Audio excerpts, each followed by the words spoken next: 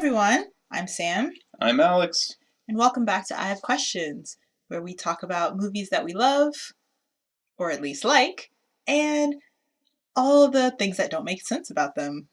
At least, and we want to point this out again, that we don't give a shit about plot holes. We really don't. But it's one of those things where it's just like, do the contradictions for the development of the story mess up, or make your enjoyment of it harder as you get older because you tend to question things a bit more, compared to when you're younger and your ability to suspend disbelief is, pretty low. Also, keep in mind, these are movies that we actually enjoyed. Yes. If not when we were younger. Yeah. So we're not saying like, oh, these movies are shit, you shouldn't watch them. We're just saying like, we have questions about these movies, but when we watched them, they were good. And it's like I still like Sleepy Hollow. Speaking of which. Yeah. All right. Today's docket, we are talking about Sleepy Hollow, the 1999 version, The Witches, and Dark Crystal. All right. So first up, we're talking about Sleepy Hollow. So this is directed by Tim Burton, and it's starring Johnny Depp. Oh, what would have given it away? A Tim Burton movie with Johnny Depp in it? That's so unheard of. A Tim Burton movie that's all gray except for the red parts. Yeah, which are played for gags half the time, which is weird. So, starting off with the credits. Really? No, okay. So the intro to the movie, they're doing like the close-up of them doing the letters and all that stuff. And it took me a while to realize that wasn't the credits. Like the part where they're writing the letter to send off. Oh, yeah. And into the town, and then the guy gets killed. No credits happened during that time. And I was just like, oh, what? Oh, okay. No credits, but we're doing close-ups on objects. I was just like, as a person who did study film, because I studied special effects, this is the perfect opportunity to do credits right now. They wait until later on in the movie when he's actually going to the town. So the movie's been going for a while.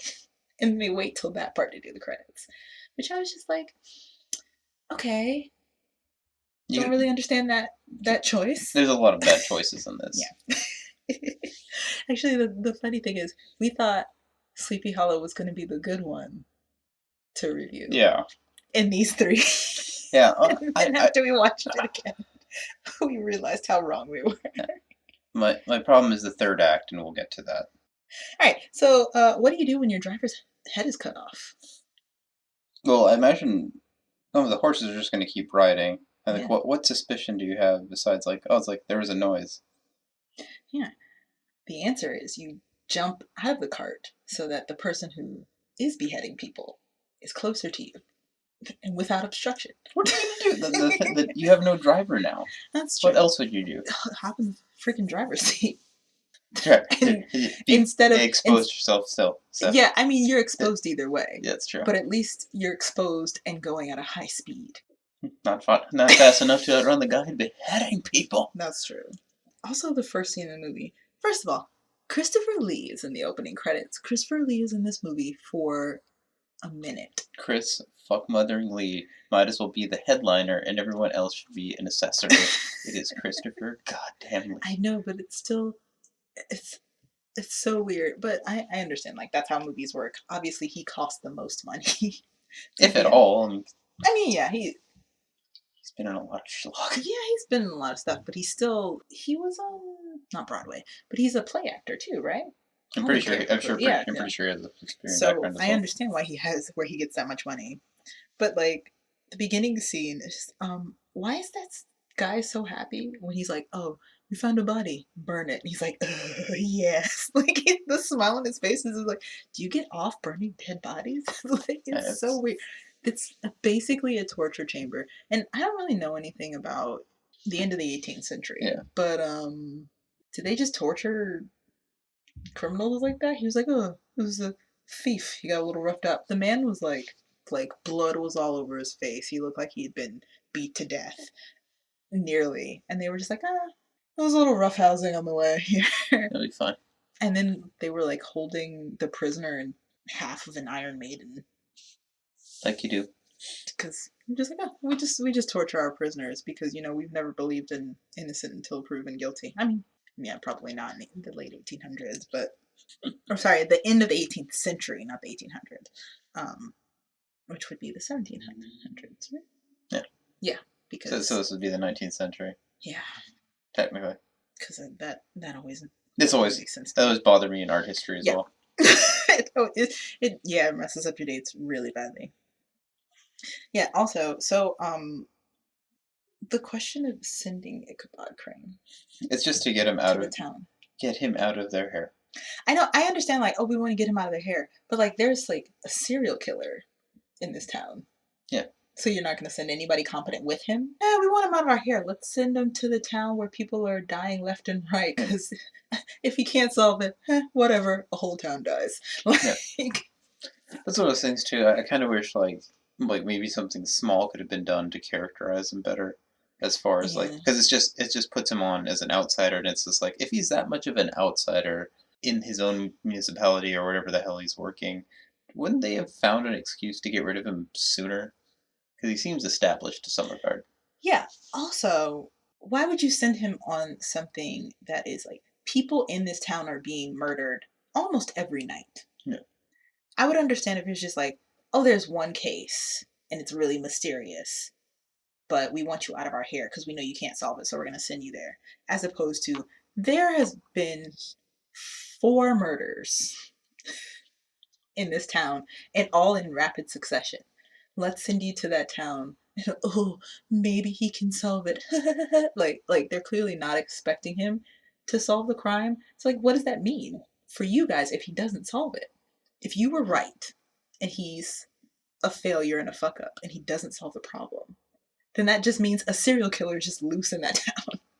They seem perfectly complicit in all the other shittiness that they let slide. Yeah, true. And they do themselves. I mean, I understand, like, they had to get him to the town and all that stuff, but... So the movie frames itself as a mystery. Yeah. Bullshit. It's not a mystery because we know who's doing the things. Like, everybody who knows the story, like, the Headless Horseman in the story is real. Yeah. It's not Scooby-Doo. Yeah. So we have this terrible balance of there's a mystery, and yet everyone knows that it's not a mystery because the entire town already knows, and it's really Crane finding out that, oh no, it is real, and then he's freaking out, but he still sees an underlying mystery. Yeah, but the thing is, him finding out it's real happens kind of early on in the movie, so usually in these kinds of things where the person doesn't believe that it's a mystical power, and it is a mystical power, it usually like takes a while for that to build up. But he was afraid right off the bat. and then with all the stuff that was happening, it didn't take more than half the movie for him to be like, oh, this is real, you're right. But yeah, all you could tell, like, the elders of the town, they were being really suspicious and all that stuff. But as suspicious as they were being, they were still just as terrified as the Headless Horseman. So you know that it's not them doing the murders.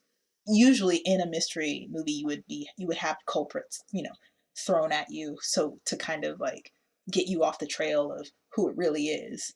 But if you look closely, you can find out, who actually is the culprit, because the way it's supposed to be is the main character is supposed to be figuring things out, and you, if you pay attention, can also figure it out with them.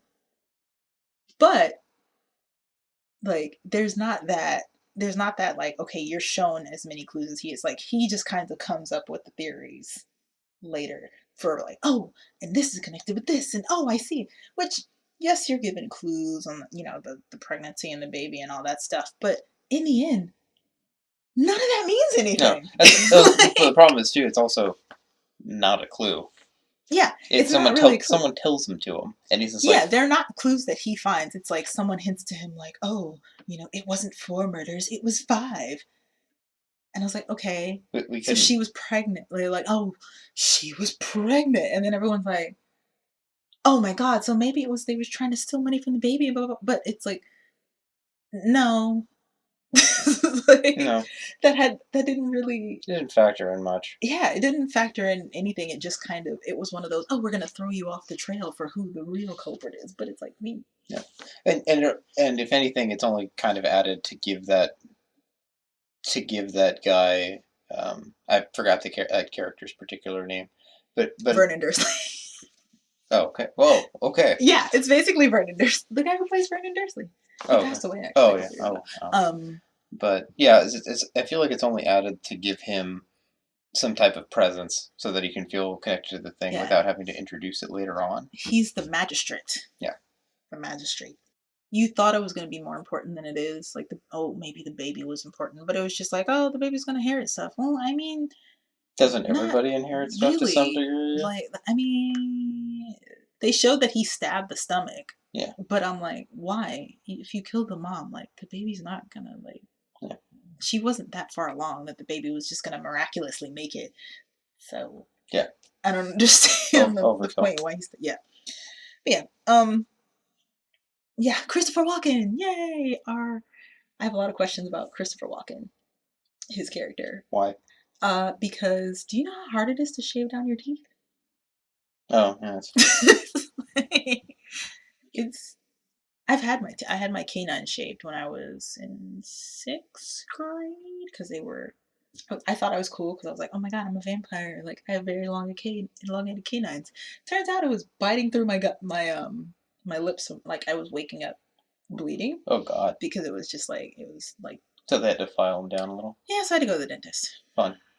That was my first as a 6th grader. Jesus. And that was 2 of my teeth. And he had all of his teeth shaved down. So, that was with modern technology. I don't know how he did it in the 18th century. A rasp? It was gross. A rasp. You would have used a rasp. I'm curious what kind of ye old mouth guard you'd be using to, like, prevent the rasp from, like, getting your tongue or, like, or the, tooth bits into your mouth. There's no ancient suction device. Well, you could have had one, but one guy on a pump constantly. Yeah. But they were just like, I kind of like that they showed how terrifying he was as a human being. Yeah, no, I appreciate the flashback, and I wasn't bored during it, so. Yeah, that's true. I wasn't bored doing it. And I was also like, this guy has to be strong as fuck. Do you know how hard it is to decapitate a person in one swing? Yeah. So going through spine. Why are you looking at me? It's really hard to decapitate a human being in one swing. Mm-hmm. And I know that because of science, not because I've tried it. Yeah. It's really hard to snap someone's neck, too. Anyway. Yeah, so we get to where he gets to the town and stuff, and they tell him the story, and he's all like shaking and scared. And I love it where he just like, they hand him the Bible as if it's like, oh great, so reading this is gonna protect me from getting my head cut off. Didn't seem to work for these other guys who are super religious in this town. Yeah. They're like, the only thing is you need is the Bible. He doesn't read. He opens. I was like, okay, this is obviously like the one clue that we're gonna keep going back to, which it does, but it's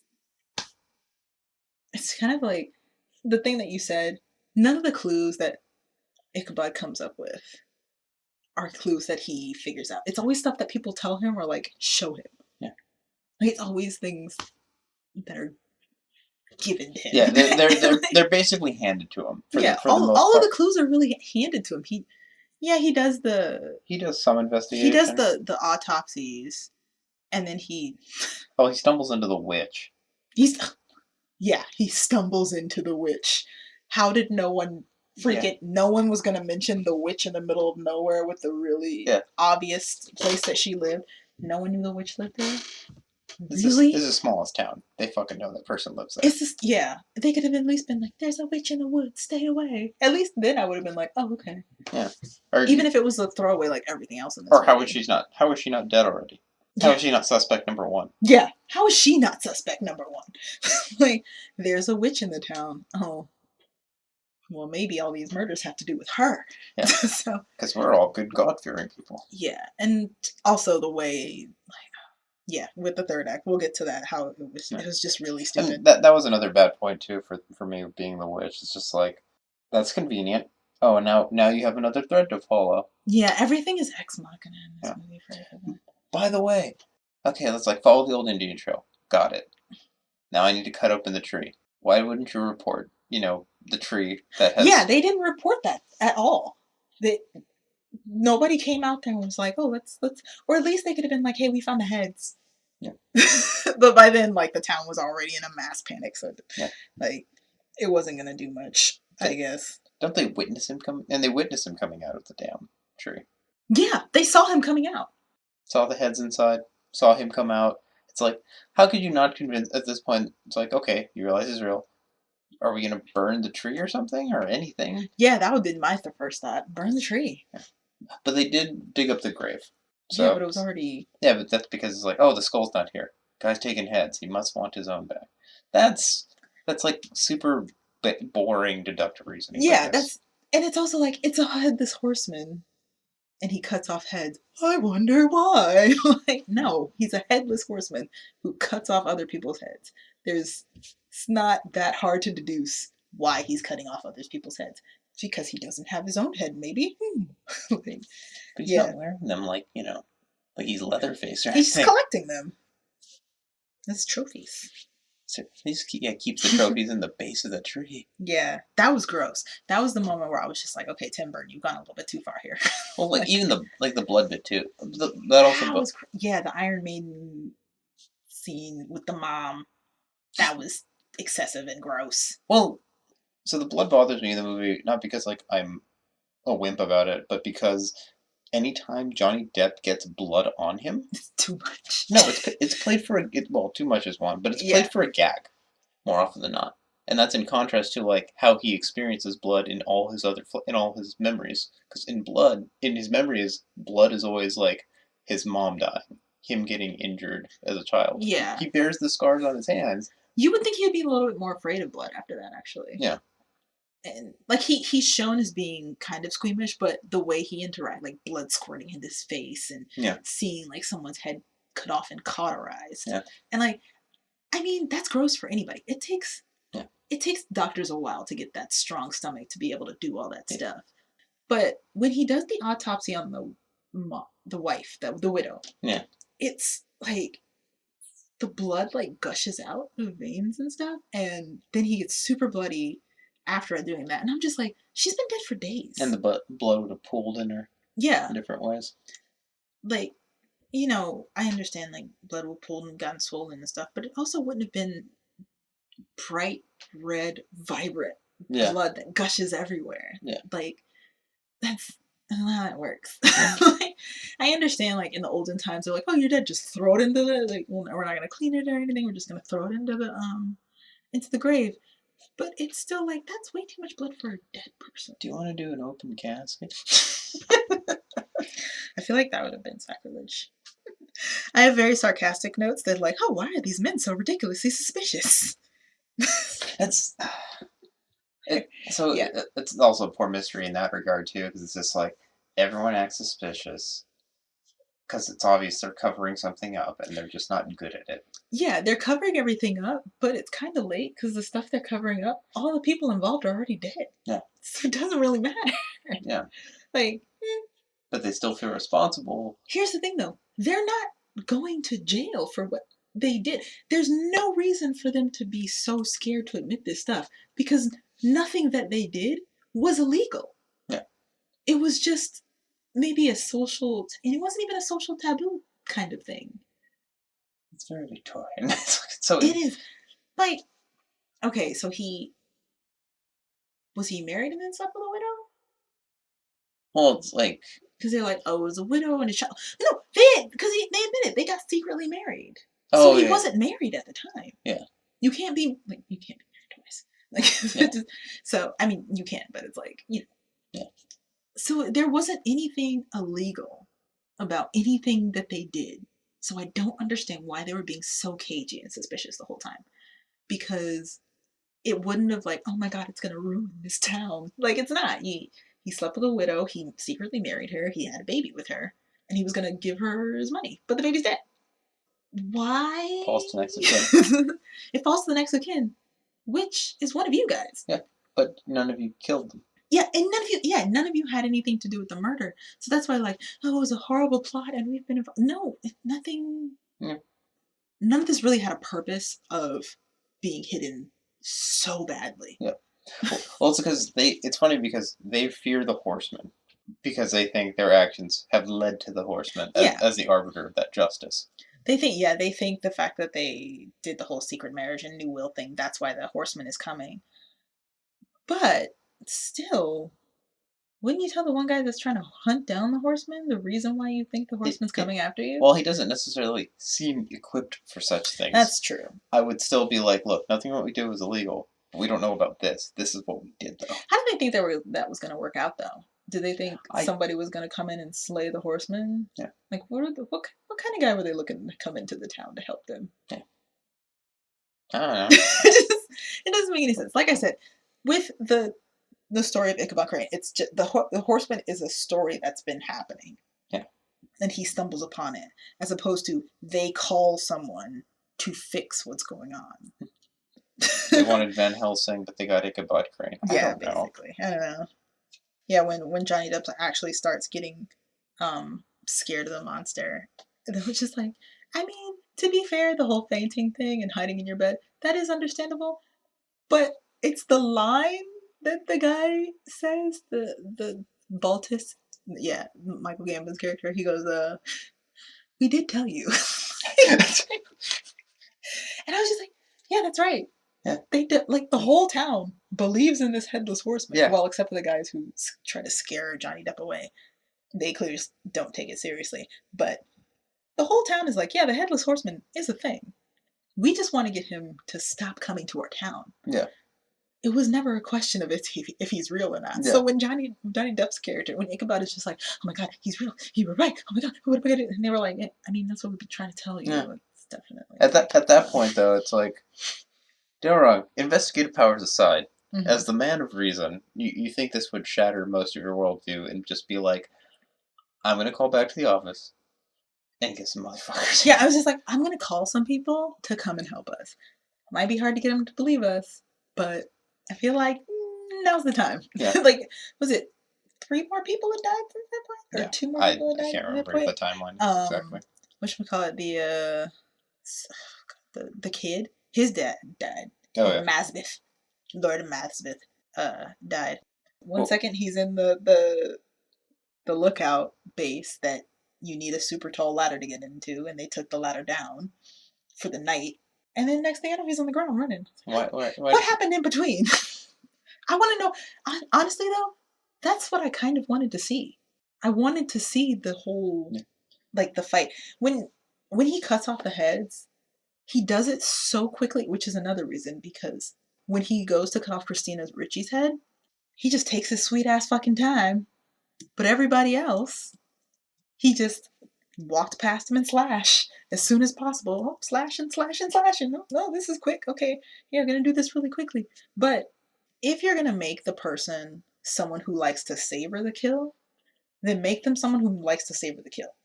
Don't pick and choose and be like, okay, all the other people he killed they were really quick. They died pretty much as they were running. He didn't grab them and hold them down or anything. He just, like, as they were running, he took his horse and slashed off. I have a single mission. I will fulfill it. But when it was Christina Ricci's, because she was, maybe it was like, oh, she was the last one, so he's savoring this. But he didn't know it was, he's clearly getting this. Yeah. Like, he gets the mission and he does it. So I don't know why it took so long for her to die. Obviously, because she's the female, like, she's the damsel in distress, and we need time to save her. But it's just like, if you're gonna have that, do that consistently, so that when it does happen, you're not just like, okay, why is he waiting? Yeah, the jealous boyfriend thing, I thought that was gonna be more than it was. No. Also, they built up that, like, jealous tension in the beginning of the movie, and then never went back to it again. What a waste! It's this kind of stuff that makes me think, like, did you guys cut this out or something? Like, was it a time constraint? I feel like there might have been some more cuts too, because, like, Depp's first interaction with the jealous boyfriend character is she kisses him accidentally. Yeah, it's like, excuse me, sir, you didn't provide your name. I didn't give it. It's just like, the sass, but, like, he shows none of that sass ever again. Yeah, and it's like I said, builds up, oh my god, this is gonna be like, not only is he gonna have to deal with this murder, he's gonna have to deal with a jealous boyfriend undermining him. But he didn't. He never did. He never dealt with it. And I was like, oh wait, why introduce that character at all? You could have just shown that like he likes the girl and that's it. But like showing the jealous eye contact and the like grab him for stuff, and it was useless. So should we get to third act already? Yes, let's get to the third act. There's really not much that we're barely. Let's get to the thing that we really want to talk about. Also, I forgot to mention, I hate Christina Ricci's acting in this. She's so deadpan and bland, and then when you expect her to start showing emotion, she passes out. And then when she wakes up, she's just back to being her deadpan bland self. I was like, okay, well, whatever, cool. All right, so let's get to the third act. The huge thing that didn't make any fucking sense. So, it was barely conceived as a mystery anyway, because the title of the movie essentially gives it away. Mm. Our actual villain, Miss Van Tassel, ends up basically explaining all her motivations at once. Yeah, because we wouldn't have got it. Yeah, because don't get me wrong, you were showing pieces that were technically connections, but you would have to have the background information on those pieces to get those connections. Yeah. Like the archer in the fireplace. We don't exactly tell you people's, original names. Yeah, and they say, oh, look, it's the archer. But it wasn't like... But yeah, when she does her whole, this huge exposition of, I was the girl that saw him die, and I was like, okay, cool. And then we need to harken it more. It's like, the cold-blooded girl that caused him to... I don't understand why she's like, I was the girl that saw him die. No, you were the girl that caused him to die. He got caught because of you. Yeah. So why would he work for you? Why do you need to kill your sister also? Yeah, I guess because she helped but not really.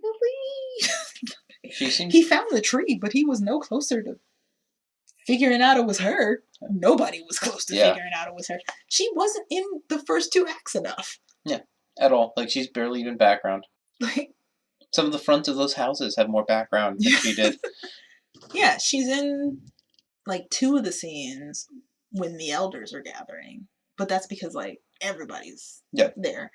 And then she's in the scene, like, helping him out. But, like, it's because she's the lady of the house. She'll be there regardless. She'll be there regardless because she's the lady of the house. So it's never like you're here when you're not supposed to be kind of thing. Which is what Christina Ricci's character was. Because she was fucking snooping in his room all the time.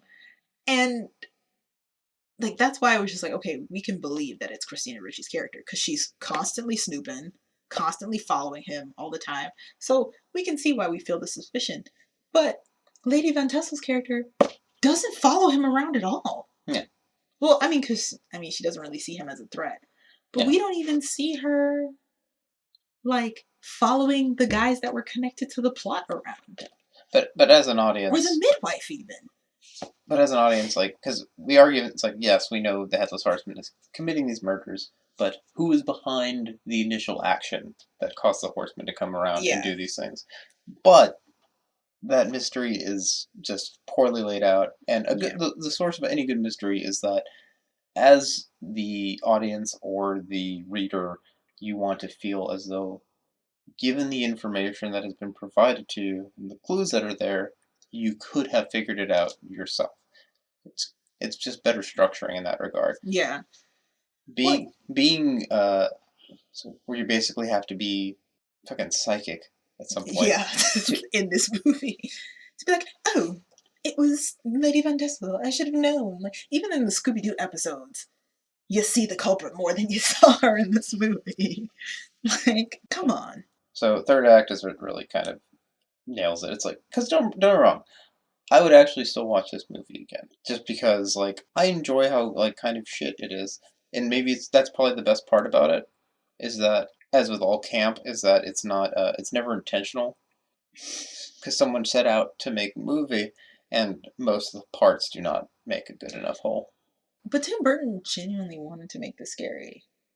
Tim Burton hasn't made a single movie that's been scary in his entire life. Well, not scary. He wanted to make it unsettling, which is what he tends to go for. He tends to go for just enough unsettling that the parents are like, what am I showing my children? But not but not enough that the parents don't show their kids. This was kind of the most unsettling so far when you think about like all the blood and like just the grossness and all the like the sexual things that happen in this movie. And I was just like, this is kind of Tim Burton doesn't really do that. Yeah. And like he doesn't really have the horror plot because that was Lady Van Tassel. She's kind of a hoe, and also the old men of the town are hoes too. Like they weren't hard to trap, but because Lady Van Tassel is clearly younger than Lord Van Tassel. Like half his age. As is tradition. As is tradition. So her seducing the other guys is not. When did you meet? Oh, I was 55. I was 55 and she was 23. Yeah, so it's too old. And then they whiten her hair a little bit, and I was like, it's too late for that. We already know she's way younger than her. Also, I feel like the third act really starts with the scene in the church. That's when stuff starts getting like because they everything's been admitted, and now like the old men are cracking, and they're 3 of them die. They're starting they just start turning on each other, obviously, because they're trapped. Yeah, it was just like they're scared and feel pressured, and they don't really know why things are happening because they didn't stop to think like, okay, yeah, I understand we did this plot, but like there's nothing that we did wrong. Yeah, and like usually because I'm like, okay, when people do something wrong, they don't think they did anything wrong, but like in this instance, they didn't really do anything wrong. It doesn't make any sense. But yeah. So yeah, it starts in the church, and then that's when things get really crazy and the people get really charged up. And then, oh, surprise, surprise, Christina Ricci's doing witch things. And I'm like, when she does that in the church, and then Johnny Depp turns around, he's like, the evil eye. I literally wrote, oh, so are they going to burn her now? Yeah. I feel like the next step is burning her. Yeah. Because she did that in full view of everyone. Yeah. How is that not referenced or mentioned? Yeah, no one just talks about the fact that she's a freaking witch. Ichabod's just like, I'm just gonna leave. I was like, okay, well, the whole town saw her draw that. There's chalk is on her hands when she passes out. And you would think everybody would look at her and be like, oh, this is probably her. It's probably her. We should definitely burn her now. Yeah. But they don't. It doesn't allude to Nothing it. happens. And he doesn't find out the symbol's good until he's trying to leave the town afterwards. Yeah, and he opens that book up to directly the right page, which makes me think, okay, clearly you've opened this book up before. Yeah. You didn't flip through it. You didn't even pretend to flip through it. So how did you not know that was a spell for protection of loved ones? Slot in the fixes. Yeah, it was so much. It was just too much. The third act is what took me out of the movie completely because it was just like, oh, it's not over. Like that's how I felt. It's like shit revs up, and then it's just like, and then I was like, oh, okay, he's leaving, and it's like, oh no, he's back again, and then the movie has 30 more minutes left. Yeah, of explaining itself. Yeah, and piecing all in case you missed those clues that we didn't actually give you, here's the entire thing. So the last scene when he gets his head back. Yeah. Also gross. Awesome. CG department really had fun with that one. Yeah, that's fun. That's one of my favorite scenes. Yeah, and they did a good job.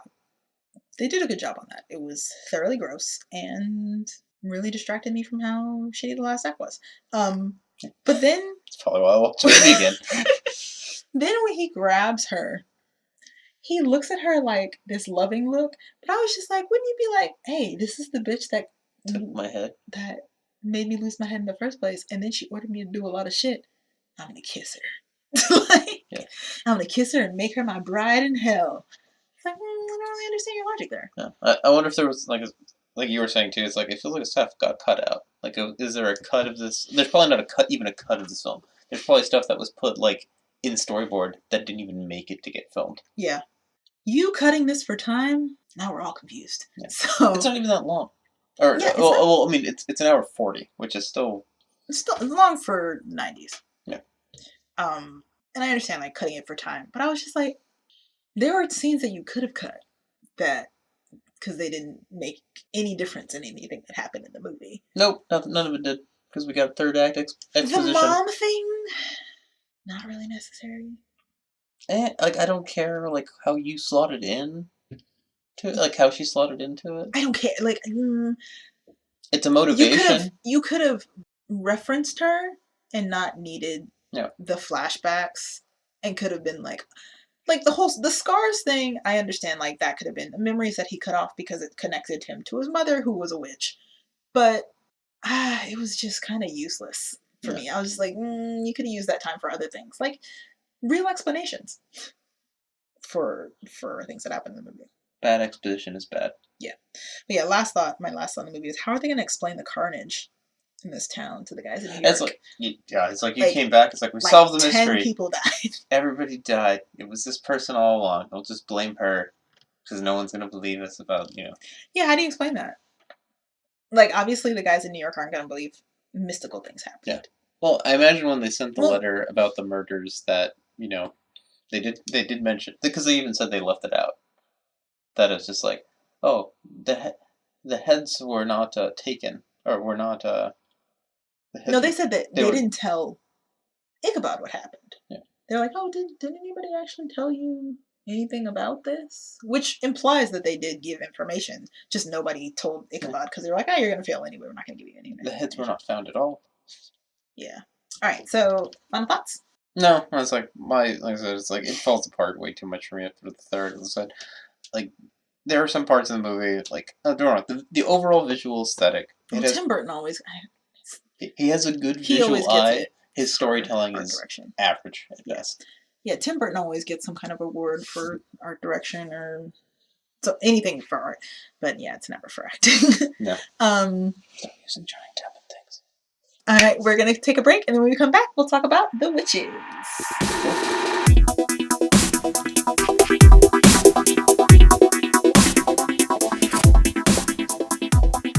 And we are back with The Witches. Yay! 1990.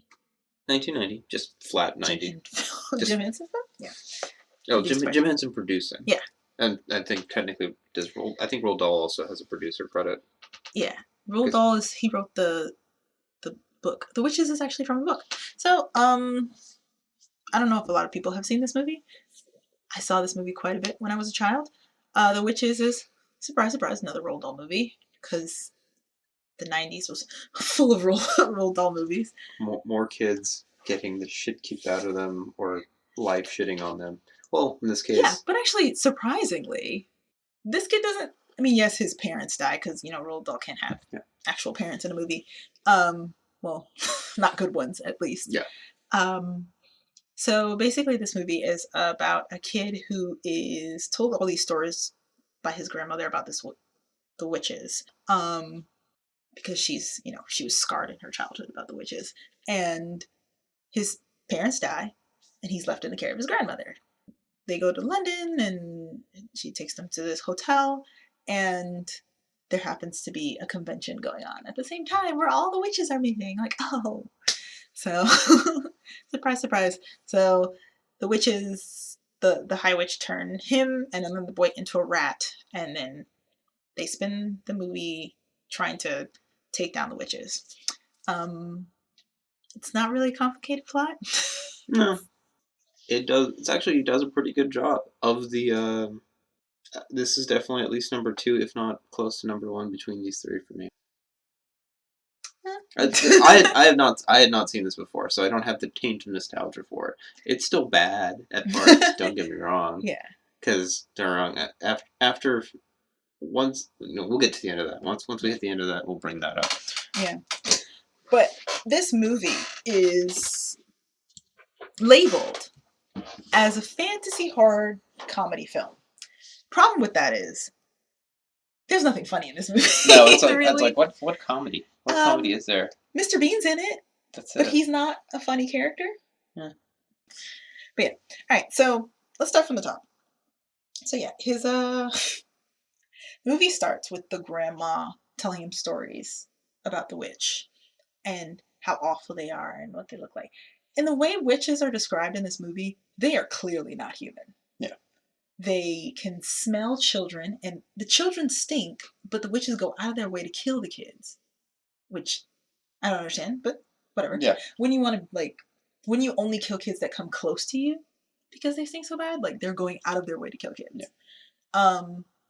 The witches are bald. I don't understand why they're bald. Yeah. And they also have no toes. Yeah, they have no toes. Which... I'm cool with it. How do they walk? I'm cool with it. Toes are quite essential. Yeah. To most creatures. Maybe they're all just one fused into like a giant like monotoe. I don't know. It's with a hinge. It's never really... Does it have a nail? It's mentioned twice, and honestly, 2 times was too much for me because it was gross. And thankfully never the shot.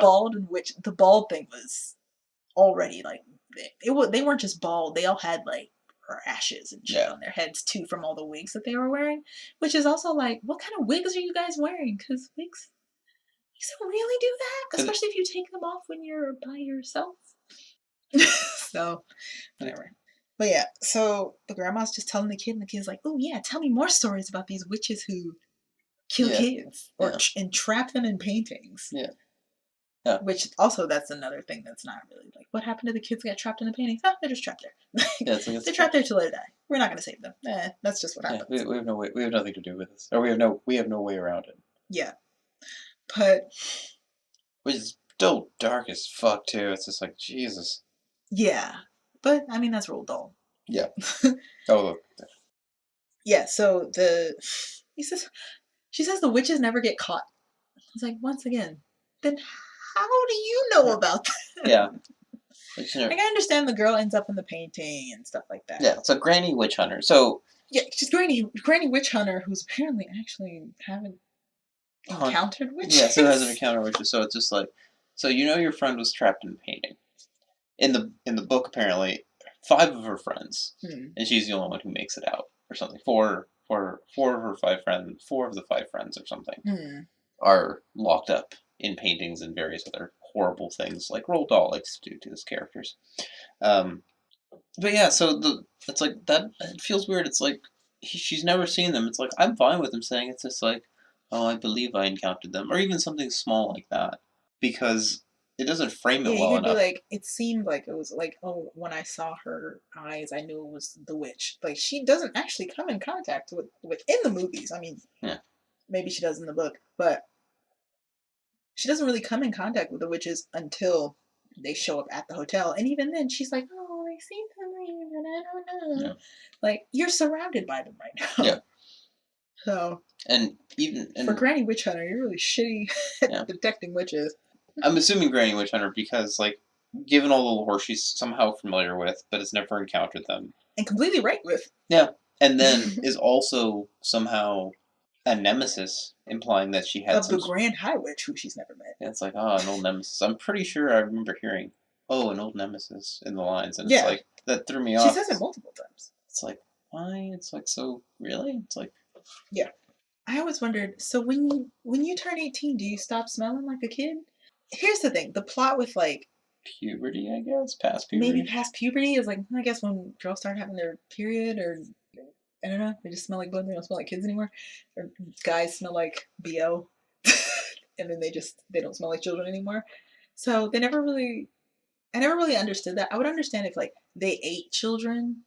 I'd give more credence to them eating children than opposed to them just trying to execute them. Yeah, because that plan seems very flawed. And it's impossible. You can't kill all kids in the world unless you want to eradicate the human race. I mean, they're sticking to Great Britain, but it's like you still destroy the population of Britain. So I don't understand the point here. And there has to be a cutoff, because going into probably the next bit where it's just like, so they're having this meeting. It's like, we will kill all the children in England. And then Miss Sensible Witch, the one's like, we can't possibly kill them all. Who dared question me? We can't possibly kill them all. I mean, she's right. You can't possibly kill all the children. Because their plan is to catch them with candy. And I was like, any kid past the age of 5 isn't really walking up to a stranger for candy. And I was like I said, if they ate children, I would respect this plot a little bit more.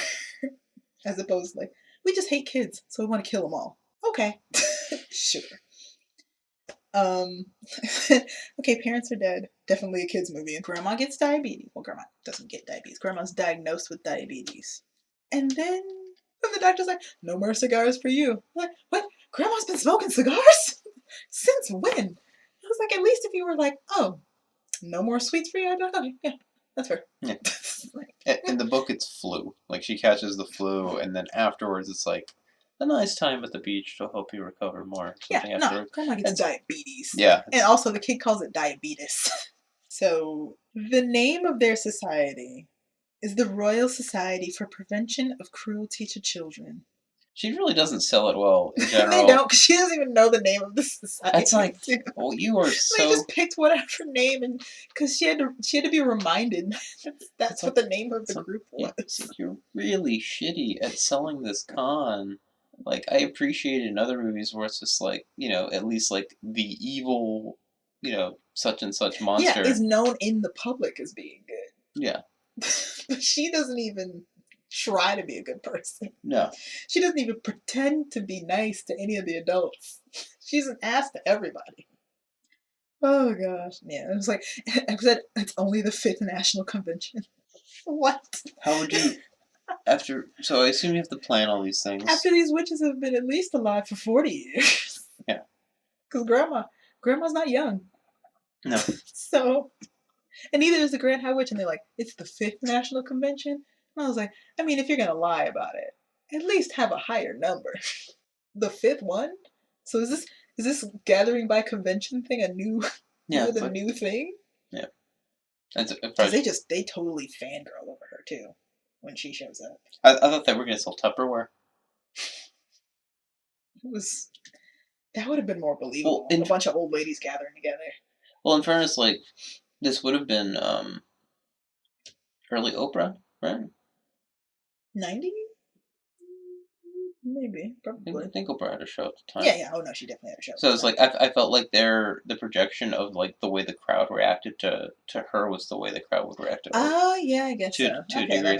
So they're kind of trying to emulate that sense of like, oh my god, it's like, oh my god, it's the head witch. Yeah. Okay. Yeah, that makes sense. So I kind of got that vibe when she's coming in, but because of the way it's set up, it's like, is this an infomercial? Is she's actually just a scam artist to other witches? Yeah, I mean, yeah, that makes sense if she was a scam artist to other witches, but no, she's genuinely like got all this money. We're gonna kill these kids, and I'm like, you didn't think this plan all the way through. Yeah, it's like for your Grand High Witch, is it something just like distributed by age or something? Clearly, it is because she's fugly. She is disgusting. This is another reason why, the reason why I suggested this movie. It was so poignant in my mind because this movie terrified the shit out of me when I was a kid. I found this character, the Grand High Witch, Morticia, to be fucking terrifying.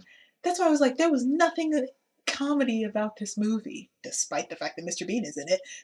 I don't understand why it's labeled as a comedy film. It's like, oh, it's got a kid in it. No, that doesn't make this fun at all. It just makes me be like, this kid is so freaking naive. He deserves everything that happens to him. And it's the Grand High Witch, when she first takes off her face, I was like, oh, okay, it's this kind of movie. It's nightmare time tonight. I was just like, I've made a mistake. Nightmares are happening. That was the first time I watched this movie. I was like, yep, having nightmares. And I did. But yeah, so he hides out in the convention center. For people who have to hold their nose when children are around, they sure don't really smell him. Yeah. At all. For like the 30 minutes, well, the 10 minute seminar that they're in, they don't smell him at all. But like when Bruce comes in, he just walks through the door and they're like, oh, it's disgusting. Like, oh. But he's right next to the stage. Yeah. He's literally right next to the stage. And also, those partitions, they're not even hiding his feet. Yeah. Nobody sees it. I guess, yeah, they're so enamored with the High Witch, but the smell. Like, since this is a thing that keeps coming up in the movie, the smell is an important thing, except this one scene where, like, he needs to hear so that we as the audience hears it, but if at least he was, like, hiding in, like, a really, like, far away corner and struggling to listen, and that would have been, one, more dramatic, and two, would have made a little bit more sense. But he was right in front of them. Like, come on, guys. Like, at least have him in the vents or something. But yeah, Bruno was a useless character. Yeah. For pretty much the whole movie. Yeah, that's kind of the point. Yeah. But the purpose he serves in, it's funny because like the only thing he does of value Because he doesn't treat himself as a mouse. Just like, bro, you probably don't have much longer to live. Yeah. But the only thing he does is because he does tell them, it's like, oh yeah, and when they decide to concoct the plan of poisoning the witches, it's like Yeah. he knows the exact times for all the foods and when they're Oh yeah, coming he in. knows the exact times that all the food's coming out. But even then, it's like, Yeah, and this is a catered convention though. this is one. It's a catered convention, but two, it's also a very high, kind of high class. Like they have a very small amount of clientele. Yeah, So well, it's kind of a resort. yeah, it's kind of a resort, but still, I mean, dinner time is like I've been on cruises where I've known exactly what time dinner time starts. That's fair. Like, so yeah, I mean, it did help that he knew about the parents, that he was able to convince the parents. But even like the convincing the parents thing, it wasn't really. They didn't do anything after they were just like, oh no. Which, to be fair, they were the only ones who had a genuine, real reaction when they found out that their kid was a mouse. Yeah. The mom like started crying and passed out, and the dad was shaken and couldn't speak. And I was like, yeah, that's a real reaction for finding out that your kid is a mouse. Yeah. Take notes, Grandma. So yeah, I mean, obviously, because she's like, yeah, I know that witches I are a imagine, thing that exists. like grandma, I'm doing her grandma's been through some shit. She just had to bury her daughter and her son-in-law. It's one of those things where it's just like, if your grandson, the only piece tied left to your now dead child is a fucking mouse. Yeah. I imagine the human mind can only take so much. Yeah. But I mean, yeah, we see her tears later on in the movie. Yeah. But it's still like grandma has purpose, getting those witches. Also, I gotta say, when he decides to like run or help Bruno or whatever, it's like, wow, this kid's really dumb because he runs straight at the witches. And I was like, it's okay, the witches are too, because this chase lasts for a while. Yeah, it lasts longer he than gets it back should to his room. I feel like we're padding the runtime. Mm-hmm. Yeah, they were definitely padding the runtime for that. They could have just grabbed him. Yeah, it's like you outnumber him. Yeah, and not all of you are old. And you have magic. Yeah, we've established this. Yeah, when you burn that one wish to the crisp. Sure, it takes time, but Which they left the ashes there, by the way. The ashes were there. It's like, how did that set off a fire alarm? oh, it's magic. Yeah. I'm sorry. Yeah. That chair caught fire, though. Yeah. So then he goes back up to the room, and surprise, surprise, the witch is already in the room. Even though, how does she know where the room that the grandmother is? She knows where all the children stay, I guess. Okay, but like, okay, sure. And and grandma's not waking up, and I was like, oh, grandma's dead now. Oh, that diabetes is really messing her up. But I was like, okay, cool. So grandma's gonna. It's like, did they put a spell on her? But even he says it. He's like, I don't know if it was a spell or if it was the diabetes. Okay.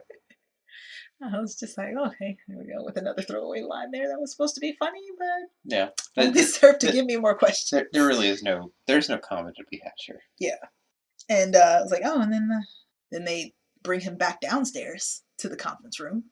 Don't know how they did that because I'm pretty sure somebody must have freaking saw him between the elevator and the conference room. It's like, I don't know you. Because the next scene, the lobby's full of people. How did no one see a bunch of old ladies dragging a screaming kid downstairs? Yeah. I hadn't even thought about that. It's like, what the fuck? I was like, they got from the bedroom to the conference room again. Dragging him past the lobby, past anyone seeing it, past the lobby, past the staff, past the other guests. We established it's also a long walk later because of the... It takes them forever to get up there. Yeah. Cool. Yeah, this is another Roald Dahl moment of, adults that don't pay attention to things. But it's like, somebody would, though. Yeah. That's one person. But yeah, it's just... And then they give him the full bottle. I was like, so he's dead now. Like, we don't have the LD50 on this shit. But it's just like, didn't you say like 5 drops makes the transformation instant? It's like, why would you waste an entire bottle? Yeah, they wasted a whole bottle on him. But I guess she was just so excited from her gyrations. Like, that she was just like, I just really need to turn this kid into a mouse instead of kill him. This particular child. Yeah, I guess because they explain that the witches don't flat out kill kids because they're like, oh, that's how you get caught really quickly. But You're apparently fine with it. Yeah, because they're knocking on the portrait with the child in it in front of a bunch of people. Yeah. That's weird. Yeah, so they're like, oh, we're gonna steal the formula and we're gonna put it in the witch's food and make them all turn into rats. And this is when the not Scooby-Doo shenanigans. Oh, what's another kids movie where they have this? Where they make like grandiose plans that are just like, oh, in real life you would have been killed about 2 minutes into this plan. I appreciate that he gets his caught. I appreciate getting his tail cut off as part of it. But he says it. Okay, did you hear the line he said though? Oh yeah, he tried to. It's like he tried to cut off my tail with a carving knife. Like it's very nonchalantly almost. Like I was like, that's a children's song. It's from Three Blind Mice. Oh. Yeah. I remember that. Man, I forgot. Tail with a carved knife. Oh, God damn, I forgot about that. Yeah. Cut off the tail with a carving knife. Have you ever seen such a setting? Like, yeah. And I heard that, I was just like, I see what you did there. That was cute. Like that was really kind of the only cute moment in this movie. So after the whole deal in the kitchen of everybody freaking out about the mouse, he drops the whole thing in the soup. Grossness begins to happen because it's like, okay, I think it's really lucky that only the witches had the soup. Yeah. But I'm pretty sure somebody else had that too. Like, yeah, they show it like, oh, the dad is ordering it too. He might drink the soup, but I'm like, I feel like other people ordered it. Well, no, because it was only for their party. Yeah, it was only for their party. True. And then the like, dad other people demanded probably tasted it. Like, if you know anything about restaurants, like, if there was some left over, somebody back there was eating it. So, okay, I guess, like, you know, it's a good way to get rid of all the witches, but, like, there's a lot of flaws in that plan that they didn't really account for.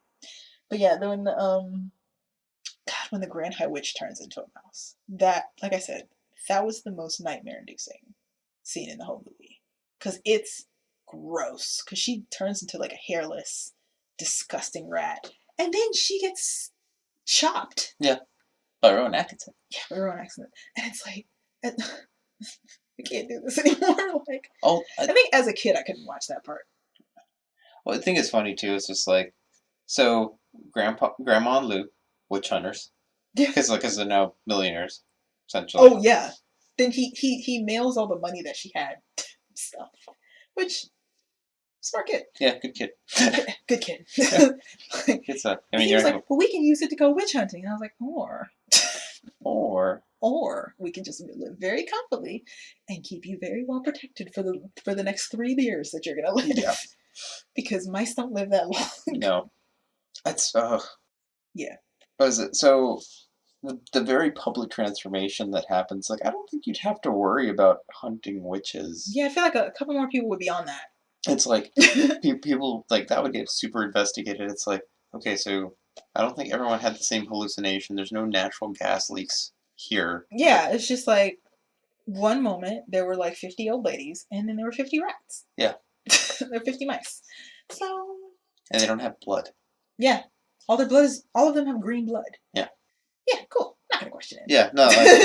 So it's like, never mind the world shifting at that point to some other bizarre, like, to knowing that witches exist. From them going from never being caught to being like the whole convention is like the cap is blown off in front of the entire guest list. But what I assume is the entire England division. Yeah, it is pretty much the whole English division. That's what she talks about. So, you don't have to worry about witches in Britain, except for that one who's the one witch who's a good witch because she got left out. She doesn't exist. She doesn't. She, like, in the book, she doesn't exist. Yeah, because he's just a mouse. Yeah, it's like at the end of the book. Done. You're fucked. Like, he's just a mouse. Yeah, they go like the witch hunting and stuff, but he's still a mouse at the end of the book. It's very throwaway. It's very like, we had to give this kind of a happy ending because this movie, like, we took this to a darker place than we thought it needed to be. Yeah. And okay, well, let's make something good happen. And she was so like, there was nothing that showed. The buildup is less than a minute and a half of scenes. It's not. And it's not even. She doesn't even show up as good at all. She's just left out, and she's like, "Well, I didn't want to go anyway," and that's it. Yeah, there's no goodness about her. She just gets kicked out of the party. Yeah, she's the secretary. She in the main scene where where the head witch is shilling out the death serum for the death transformation serum. She's the one right next to her, helping her take her wig off. Yeah. So she's like her right hand. It's like you, if you've been doing this long, you know how much of a abusive pain in the ass you could probably be anyway. So but you also know that you're getting quite a bit of benefits by being her right hand. Yeah. So just because you didn't get invited to the party, you had to stay upstairs and guard the formula. Yeah. Now you're a good witch. Yeah, and there's a brief part. It's like it's my birthright. It's like that is. I have no context for that. Yeah. So yeah. I mean, that's what happens. Like when a book gets translated to film, quite a few things get left out, cut, and added. But this just seemed like really left field. Yeah. Well, it's like we want the most saccharine ending possible. Or rather, we want not saccharine, but we want the kid to make it. It's like, all right, yeah, what can we want do? The kid to make it and feel better about things because as a kid watching this, you've just watched a horror movie. Yeah. And yes, the witches died, which is supposed to be the happy ending. Like they killed all the witches and now they're gonna go witch hunting. But then I guess they looked back and realized, oh, he's still a mouse. Yeah. And mice don't live long. Yeah. And anyone over the age of 10 can tell you that mice don't live for a really long time. So, yeah. But I don't remember this being a good movie when I was a kid, but I just remember watching it a lot every Halloween because it was one of the few scary movies I could get away with watching. Until I realized, like, oh, yeah, those nightmares that I'm having about gross deformed rats. Yeah. So, okay. Final thoughts? No, that's just, yeah, it's like I said, it's not bad. I actually don't think it's like, it has, you hear me say that over and over. It's, oh, yeah, it's not bad. I'm very middling sometimes on things like this. It's like, look, I would not mind watching this again, as opposed to something like, well, still shitting on it one podcast later, but Casper, where I'll never watch that shit again, if I can help it. This, honestly, like, if I have a choice, if it's on, I'll watch it. If it's not, I will never actively seek this out. Seeing it once is enough. If you've ever seen it once at all, you're good. Don't bother again. It'll only go further down. But it's not in a bad way. Just in more in the sense, like, your childhood sense of, like, oh, this is creepy, will probably just disappear a little bit more for it. I never actually grew up with this film, so I don't really have to deal with that. But if I had grown up with it as a kid, I probably would have liked it, because it's like, oh, that's gross, and as a kid, I liked gross shit. So. Yeah. I don't know why I watched it, so maybe because it did come on TV. I don't remember if it was Disney Channel or Nickelodeon. So, I did watch it a lot, and yeah, this was just pure nostalgia, but as we are learning from watching all these movies again, yeah, nostalgia, once you rip that away, you really don't have much left. Yeah. All right, so we're gonna take a break, and we'll see you for Dark Crystal next.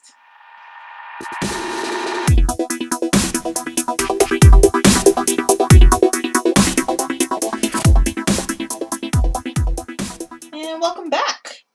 So we're talking about Jim Henson's Dark Crystal. Before either of us were born, neither of us were even a glint in someone's eye. Yeah, this is before Labyrinth, right? Oof, I can tell you that. I think this is before Labyrinth. 1983. Actually, yeah, I think you're right. Yeah.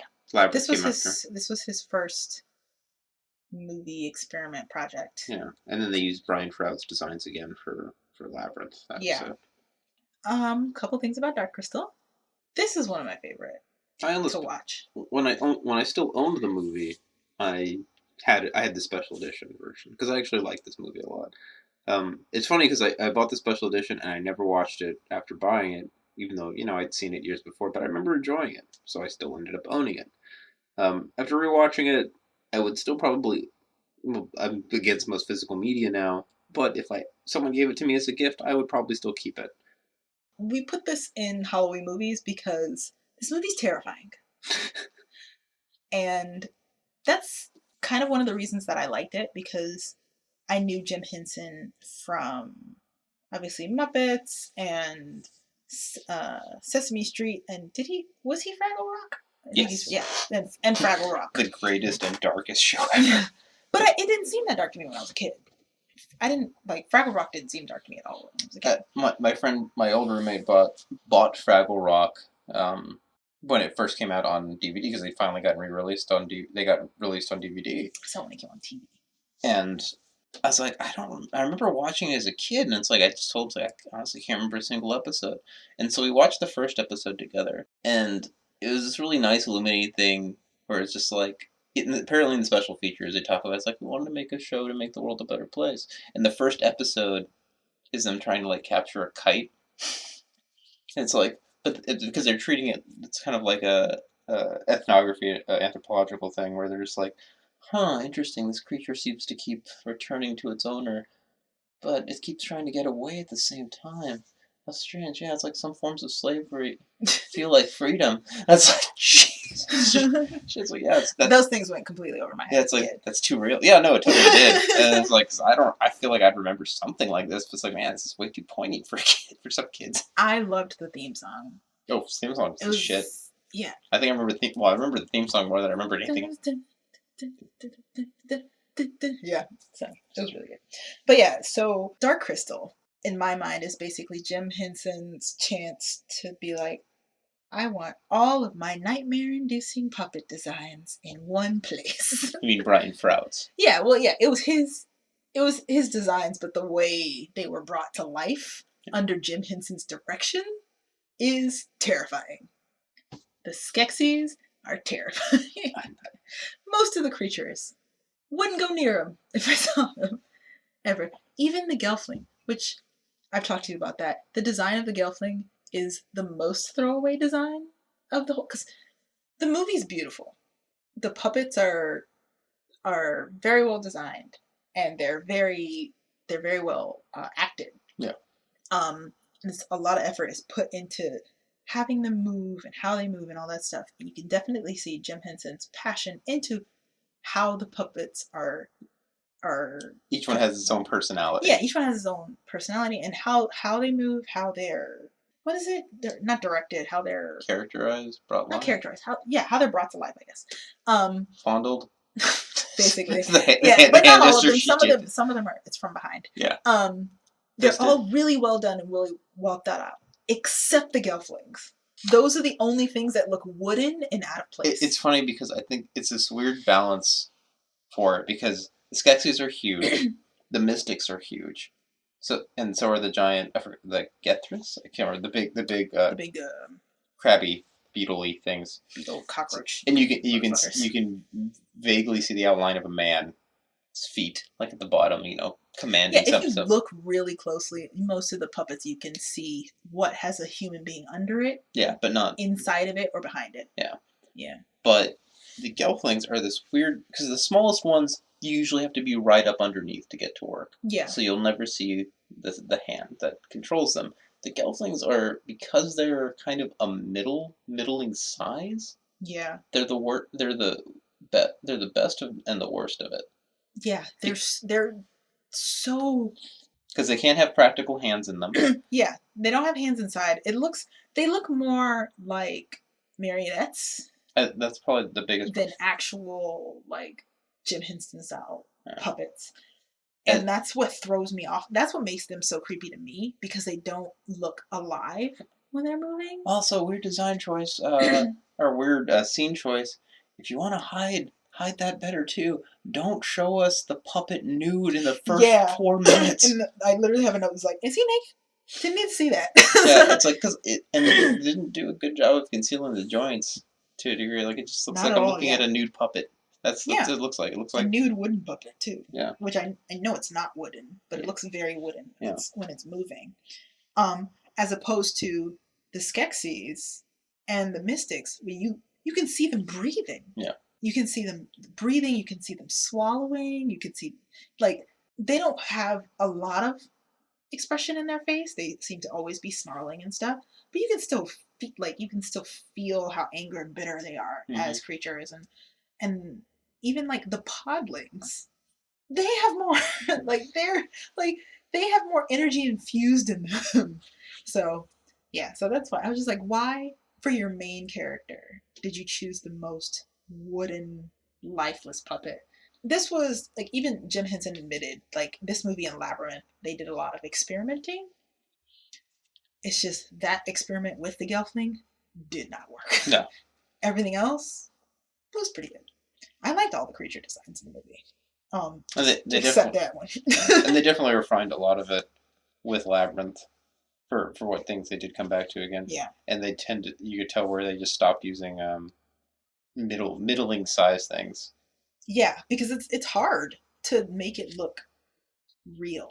Yeah, big things. You can put a guy in there. It definitely looks more or realistic. Behind. You can get a guy inside or behind, and you'll have no problem. Yeah, and the small things, just put your hand underneath. Yeah, I think the big things also help too, because anything you give a substantial enough size to, people are more willing to be forgiving of its slowness and its action, because they'll treat it like it's slower to move because it's so big. Yeah. So it's like which they did with Agra. Oh yeah. She was She was a little bit bigger than the Gelflings, but she looked way more real. Oh, she was my favorite. She's my favorite puppet. Oh yeah. That's actually Miss. Oh God, the same person who does Miss Piggy. That's really. Yeah, that's Agra. I would never have guessed. Yeah, it's the same person who does Miss Piggy. Puppet and voice. Mhm. Damn. Yeah. Oh, that's usually puppet the same and voice. Frank Oz. He does a lot. He does quite a few of them. Well, obviously, yeah. He's Jim Henson's bosom buddy, and yeah, he does Agra amazingly. So Catherine Mullen is the performer for the Gelfling. Who's the performer for Jim Henson? Is the performer? Okay, so why? Jim Henson is the performer for the Gelflings. So why? I don't know, man. You should have let Frank do it. Ouch. It would have been better. It's not like it's the puppet. It's the puppet. It's not. Yeah, it's the puppet. The puppet's very awkwardly designed. Yeah, so the Mystics. They're very okay. I understand they're supposed to be the calm temperament race as opposed to Skeksis and stuff, but they just come off as kind of stoners to me. They're ones. I'm surprised I didn't see a surfboard in the background. Frankly, I'm surprised I didn't see weed. There was. They were burning incense and stuff when he was dying in the house. Same difference. That place was a head shop. Yeah, they were. And like when he was giving him the prophecy and everything, it was just like last minute on my deathbed, gonna give you the prophecy and the stuff that you need to do to save the world from ruin for the next 1,000 years.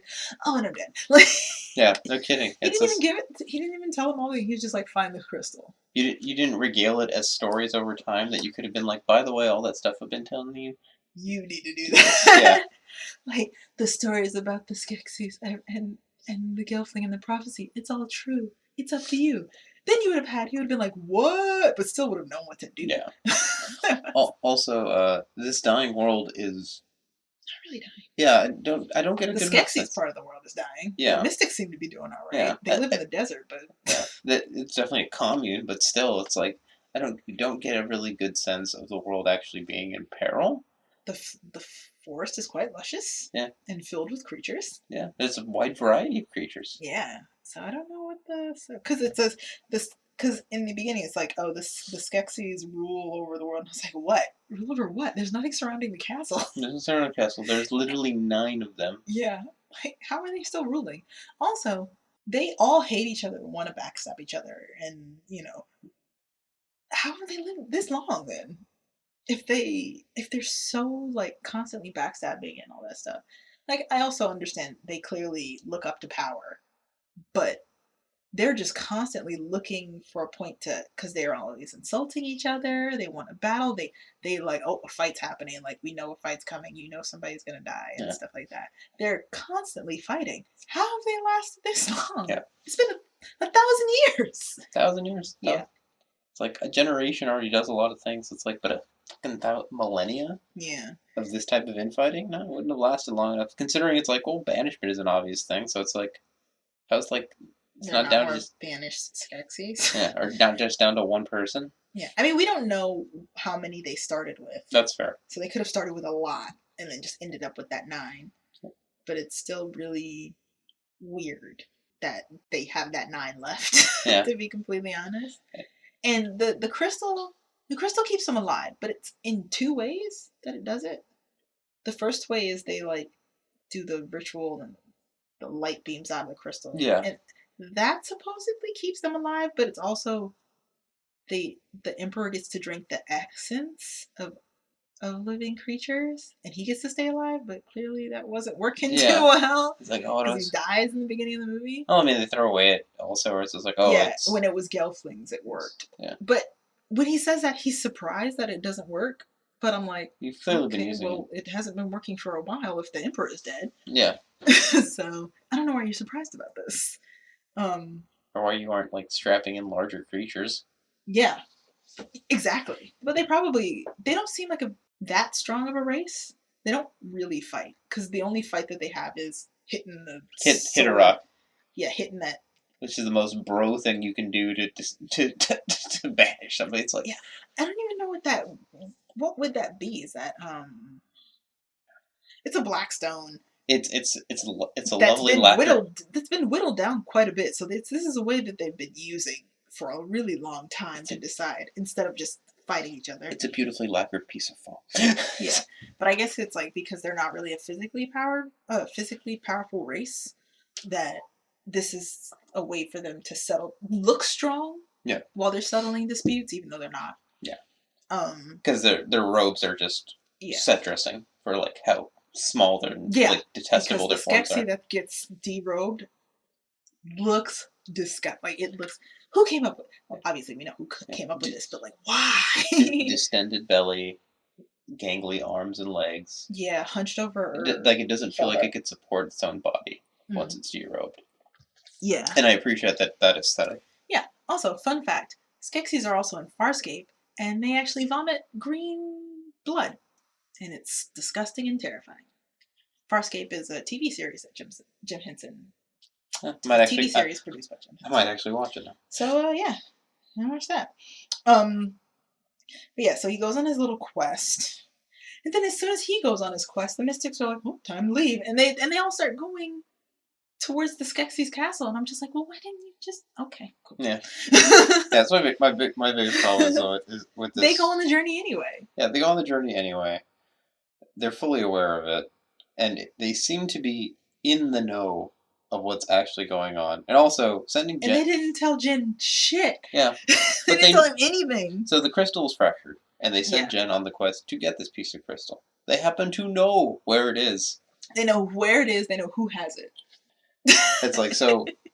And he just shows up at Auger's house. He's like, "Yeah, I got some crystals." So why does the mending of the crystal require conjunction to forge it? It needs to be done before the conjunction. Yeah. Okay. So that means it's even worse then, because that means it could have been done at any time. It could have been done at any time. Yeah. But I guess it's the strongest part. The strongest time to do it is during the conjunction. I guess. I don't know. Listen, Jim Henson didn't do this for the story. He did this because he was like, "This is gonna look good, and you're gonna like it." Yeah. I don't care what the story is. There could have been no words in this whole movie, and actually, probably wouldn't matter. But it's a bold move, Cotton. I really just haven't. I love Augur. They're wrong. It's like that's actually a good point for it. It's like this whole movie could have been done mostly without words, and I feel like it would have had the same impact. Yeah. If only there's a lot of extra inference you'd have to make, but because it's such a basic storyline. But the dialogue is actually kind of what throws me off sometimes. Yes. Because it's like, yes, setting. Because if you're saying this, then that means, wait, what? It's an extremely well set up visual movie. Yeah. But anytime it has to talk about itself, it's kind of like its show is not as good as its tell, and even sometimes its tell is not as good as its show. It's like a dying world, and it doesn't look like it's dying. Yeah. It's like, we need the crystal. It's been lost. Go to this person who might have it, who most likely has it. Not even might have it, who definitely has it. Yeah. And we've sent nobody to take this. Yeah. Or figure this out. No guards for her. She's just living by herself with the crystals. Yeah. And she's been around for 1,000 years because she saw the crystal get cracked in the world. Yeah. It turned asunder, but it's not. No, it's like So yeah, but like I said, I love Agra. She's my favorite character. The way she's puppeted is great, and the way she speaks is hilarious. Because she clearly talks like she hasn't had a visitor in hundreds of years. Because she answers her own questions, and then she makes him ask questions to her that she's like, oh, you want to know this? The answer? Ask me on this, so I can tell you. It's like, clearly you haven't had a visitor in a while. Drink this punch. Stay a while. Yeah. But I just love it because she's just so like, yeah, whatever. If the world ends, Agra might be dead. Agra might not be dead. Who knows? And I was just like, that's how I like to look at life. Just Agra's just like been around for 1,000 years. This crystal might end the world, might save it. Meh. If I die, I die. If I don't, I don't. Kind of thing. She has weird survival skills because she was able to get out of her cage, but ends up just hanging out. How she gets captured by the Skeksis is totally like, whatever. Even when she gets up there, she's like looking at them and she's like, what the fuck you guys gonna do? Gelflin's coming, he's already got it. There's nothing you can do. Like, she's not afraid of anything at all. She's pissed by the destruction of her house. Yeah. But she's not afraid of anybody. Even when she gets captured and put into her cage, it's not her being dragged there. She just walks with them. That's fair. Because, well, obviously she's supposed to be the oracle or whatever. Yeah. So she sees what's going to happen. So she's not scared of it because she knows what's going to happen. Or she's like, who cares? If the world ends, the world ends. If it doesn't, it doesn't, kind of thing. Could be the end of the world. Well, the beginning? Yeah. It's like so. Yeah. It's just world ends, world the end of Agra. Who knows? World ends, world begins. Can't explain that. She's been around for 1,000 years. You think she gives a shit? No, I'd probably want to try and kill myself too. Yeah, but yeah. And I was just like, yeah, perfect timing for the bad guys. They could come earlier to get that crystal, but why? Why would you do that? Yeah. And I also put the mystic puppeteers are so good at what they do. But yeah, let's talk about Kira. The female Gelfling. Yeah. How do you feel about her? I want to know how you feel about her before I... Besides my sexual awakening? Ew. I'm fucking kidding. Jesus Christ. But I wanted to see your face. Deformed Pinocchio. That's how Gelflings are. Yeah. You have nothing to say? Okay, great. So it's my turn then. Yeah, again. And I'll probably have some... Kira speaks the languages of the beast. Yeah. For some odd reason. The podlings are the only things that are sentient and bipedal who don't speak English. Yeah, she has her language. She has her language, but it's the only creature that's bipedal and sentient. That has another language. Yeah. Didn't really understand that. And also she can just speak to any animal. Anytime. I don't know why she hasn't amassed an army of creatures yet, but okay, cool. Leaves one to die. Yeah, and she kind of slips in as being the heroine, but then falls flat, which is, I mean, that's a wider thing I hate about when they make female characters strong and very and basically the thing that's keeping the main character alive, and then when it comes to the climax, they're useless. They're on the sideline. they get captured or something like that, and even when she gets captured, she helps free all the beasts and stuff, but she doesn't. She kind of falls flat. Yeah. And when it comes to the climax, like she gets captured, and then her soul's almost sucked out, and then she gets captured again, and and then she gets killed. And well, no, she does get killed. Yes. She gets brought back to life, but she gets killed, and I'm like, I hate when they do that for this stuff. I hate when they build female characters up to be super strong, and then when the climax comes, it's just like, what happened to all that strength that you were building them up for? Yeah, she's very capable. She does things well on her own, and then it's like, oh, we need her to be a wet blanket again. Yeah, I mean, she's had the podlings, but she's been basically like living in the forest, like on her own, she has living with all this beast. She's not really afraid of any kind of creature. She's not really afraid of the Skeksis. No, she's like, oh, that's the crystal bats here, and then she just bolos one fucking down. Yeah, so I don't really like that, but that's more of a common thing that happens in a lot of movies from the 80s and 90s, and well, I mean, No, anything I was before gonna say. anything before the 2010s. But they It still just happens. they're like, oh look, we have a strong female character who completely falls flat during the climax. So yeah, like I said, I liked her in the movie the first time I watched it. I loved her. Jin was Well, kind of useless for most no, of the he's movie. useless.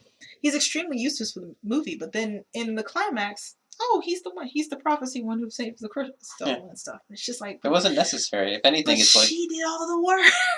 if anything, Jen could have just been the one to end up aiding her by the end of it. Yeah, I honestly, I would have preferred it if it was that. I would have preferred it if Jin was the decoy the whole time. Yeah. And then it was Kira that was supposed to do it. She's definitely more capable. Yeah, she's a lot more capable, and because she's the female Gelfling, they wouldn't have expected it of her. And also, everyone was really afraid of Jen the whole time. They were afraid of, oh, he's the last Gelfling, so he must be the prophecy one. But there's another Gelfling right here. And, you know, and it has to endure more than he does. Yeah. Like, she gets her family taken away twice. Yeah. Because first her family of Gelflings are killed, and then the Podlings are stolen. And she still is just like, nope, we're going to save them, we're going to do this, like, we're going to go forward. So like I said, I definitely would have preferred it if Jin was the decoy the whole time. Yeah. And then Kira was the one who was supposed to do it. And it's not even because of like, oh, it's a woman power thing. No, she's just the more capable one. Yeah. Like, if Jin had shown some kind of resolve or fighting power, but it was another movie where it's just he just stumbles into everything. Yeah. He doesn't really have to fight to find the crystal because the crystal's it's basically handed to him. It's handed to him. He has to. He plays has to choose. Yeah, he plays a conch to no, it's called a I don't remember what it is. Ocarina. He plays an ocarina, and he doesn't really fight. No. Kira does all the fighting. His role is largely reactionary. Yeah, it is. He's sent out on this quest because his master dies, but okay, like, well, he doesn't want to do it. He doesn't really want to do it, and he doesn't know what to do. Yeah. He can read the words, but he just ends up running.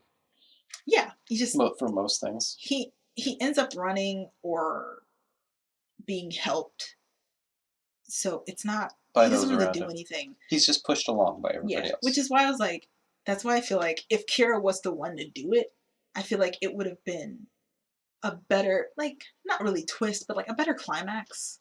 Because this whole time they were scared of Jin. Jin was like, even we as the audience were like, oh, he's the prophecy, he's going to do it. But it's really, the prophecy is a Gelfling. Yeah. It's not this Gelfling. It's not the last Gelfling, because there's two of them. So, well, I mean, by the time he does it, he is the last Gelfling. Yeah. But it's a Gelfling is going to do it. So if he was the decoy, the one that they were afraid of the whole time, and then Kira was just like, oh, I have wings, bam. You know, then I would have appreciated it more, because that would have been a good twist that I would have appreciated. And I would have been like, oh, cool. Like, that's a pretty good ending. Not just for, like, the girls out there, but just because of, like, yeah, she's the one that's been holding it up the whole time. So it makes more sense. But yeah, also the climax was really long in this movie. Yeah. Compared to the rest of the film, it's a bit more exposition than I was expecting for the last bit, where it's just like, so they end up merging back. And it's like, oh, that explains a lot, because it's like... But, like, we saw this coming. Yeah. They've been hinting at it the whole movie, so you don't really need to explain it. Yeah. Because, like, we already see, okay, when the Emperor dies, the other Mystic dies. When one of the Skeksis get a cut on his hand, the Mystic gets a cut on his hand. Yeah. When one Skeksis is thrown into the fire, a Mystic just bursts into flames and disappears.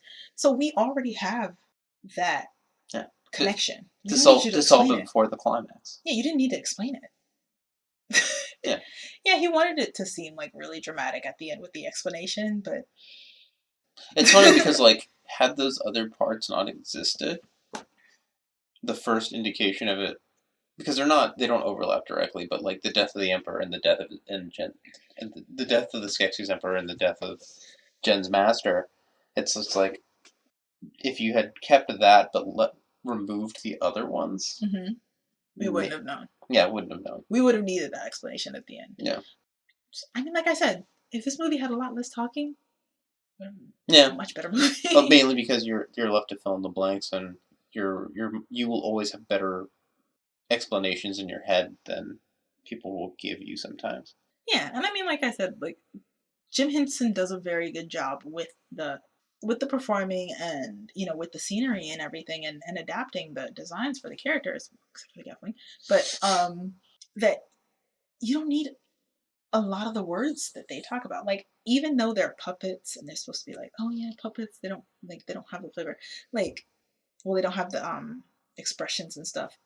The puppets were expressive enough that you can kind of see what they're thinking when they're doing stuff. So having the Skeksis talk and having the Mystics not speak when they were like on their journey and everything would have been better, because the Skeksis talk too much. And they're always like like having jibes at each other and always complaining and fighting. But then having the Mystics not talk and just live in harmony, I feel like that would have been better than have them talk at all. Like, yes, having the elder Mystic talk to Jen makes sense, but when there is just them, they don't need to speak. Because when he was just like, it's time for us to leave, he didn't need that. If they would have just stood up and started moving, or just do this little like head yeah, all looked up, started doing their song thing, and then just move, which what they were doing for half of the movie anyway. Yeah. That would have been better than them talking to like, it's time to go. Because even like when he gets cut on his hand, he goes, because the other, oh my hand, yeah, because the Skeksis goes, oh no, my hand, but the Mystic goes, oh my hand. If he would have just looked at his hand and then he didn't need to talk. Yeah, looked at his hand and then put it back down, because that's what they do when the other Skeksis dies. He just dies and they're like, all right, like, and then keep going. They don't say anything. They look at him for a second and then they turn back and keep walking. So like I said, if there was less dialogue in the movie and they only left dialogue for characters that needed the dialogue, like the Skeksis and like Agra, then it would have been fine. I'm curious how much, like, because there is definitely some more fat that could have been trimmed off this film for it to, but at that point it's like, how much runtime? All right, so this is 93 minutes, barely an hour and a half. It's definitely some padding added to this film, because there's probably at least a good 15 to 20 minutes that could be cut out of this, if not at the very least 10 to 15.